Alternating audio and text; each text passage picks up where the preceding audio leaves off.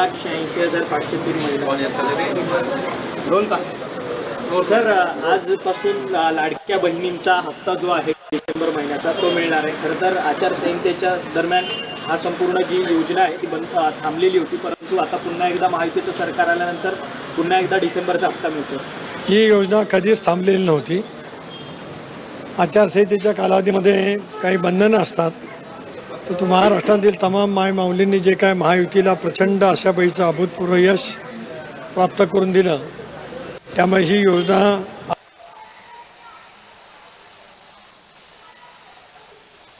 त्याच्यातच आज डिसेंबर महिन्यातील जे काय वितरण करायचं होतं त्याची राज्य सरकारने सुरुवात केलेली आहे। हे सरकार वचनबद्धतेचं सरकार आहे। जनतेच्या अधिक व्यापक कामाला कशा पद्धतीने प्राधान्य देता येईल याच गोष्टीवरती आमच्या सर्वांचा भर त्या ठिकाणी राहणार आहे। सर, लाडकी बहीण योजना खरं तर तुमची मुलगी आदिती तटकरे जी कॅबिनेट मंत्री झाले त्यांच्या खात्यातून पुन्हा एकदा महिलांना हा सगळा लाभ मिळणार आहे। एक बाप म्हणून किती अभिमानाची गोष्ट आहे। नक्कीच अभिमान लेखीचा तर आहेच, कारण ही योजना सफल करण्यामध्ये, यशस्वी करण्यामध्ये आदिती आणि तिचं सर्व त्या विभागांतील सचिव आणि ते शेवटच्या स्तरावरती काम करणाऱ्या माझ्या अंगणवाडी सेविका असतील, त्या भगिनींच्यापर्यंत या सर्वांचं सामुदायिक यश आहे। तत्कालीन मुख्यमंत्री एकनाथराव शिंदे, विद्यमान मुख्यमंत्री आदरणीय देवेंद्रजी फडणवीस, अजितदादा यांच्या मार्गदर्शनाखाली ही योजना संबंध महाराष्ट्रामध्ये अतिशय उत्तम पद्धतीने राबवण्यामध्ये यश मिळालं। मला विश्वास आहे की देवेंद्रच्या नेतृत्वाखाली, दादा एकनाथरावांच्या नेतृत्वाखाली सुद्धा या योजनेची व्यापकता अधिक निश्चितपणाने सफलतेच्या माध्यमातून महाराष्ट्राच्या कानाकोपऱ्यामध्ये पोहोचेल। उद्या एनडीएची एक महत्त्वाची बैठक दिल्लीत होते। सर्व जे प्रमुख आहेत एनडीएचे त्यांना निमंत्रित आहे। राष्ट्रवादी काँग्रेस पक्षाकडून उद्याच्या बैठकीसाठी कोण जाणार? नाही, राष्ट्रीय पातळीवरच्या बैठकीचा कदाचित दादांकडे किंवा पृथ्वीबाईंकडे माहिती असेल, आणि जर काय त्या पद्धतीची माहिती असेल तर नक्कीच कोणतरी त्या ठिकाणी उपस्थित राहील। सध्या बीडवरून प्रचंड प्रमाणामध्ये टीका सुरू आहे। बीडचा बिहार झाला, गँगचा वासेपूरसारखी परिस्थिती आहे, अशा पद्धतीच्या टीका होत आहेत। ते 1300पेक्षा जास्त लायसन्स बीड जिल्ह्यात दिल्यात आणि त्यामुळे टीका होते मंत्र्यांवर। या संदर्भामध्ये माननीय मुख्यमंत्री महोदयांनी सभागृहामध्ये आश्वस्त केलं। आदरणीय अजितदादांनी सुद्धा बीड आणि परभणीला भेट देऊन स्पष्टपणाची भूमिका घेतली। न्यायालयीन चौकशी एसआयटीच्या मार्फत चौकशी त्या ठिकाणी होते आहे। चौकशी सखोलपणाने व्हावी, पारदर्शी व्हावी, आणि जे कोण दोषी असतील त्यांच्यावरती कारवाई केली जावी, ही सुद्धा राष्ट्रवादी काँग्रेस पक्षाची भूमिका आहे। पण चौकशीतून तथ्य लवकरात लवकर बाहेर पडेल असे आम्हाला विश्वास आहे। निवडणुका झाल्यात, आता राष्ट्रवादी काँग्रेस पक्षाचं पुढचं रोडमॅप कसं असणार आहे, कशा पद्धतीनं आता तयारी सुरू झाली? त्या रोडमॅपची सुरुवात आता आम्ही तयारी करतो आहोत। 2 दिवसीचं राज्यस्तरीय एक शिबिर आम्ही लवकरच नियोजित करतो आहोत।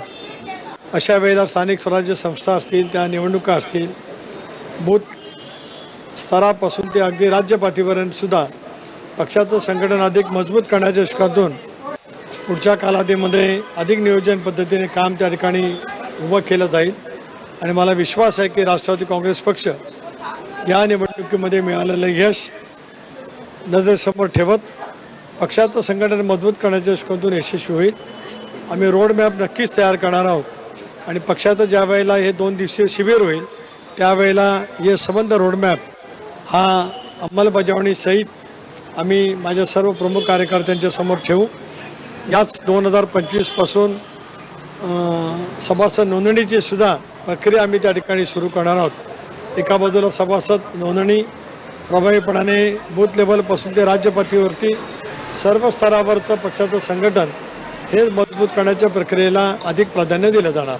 छगन भुजबळांचा एक सध्या विषय आहे, देवेंद्र फडणवीसांची नुकतीच भेट झाली। खरं तर आपण देखील म्हणजे समीर भुजबळांच्या संपर्कात आहे असं देखील एक समोर आलं होतं। नेमकं काय पुढं झालं? भुजबळ साहेब नाराज आहेत? मी समीर भुजबळांशी या विषयावरती एकदा बोललेलो होतो।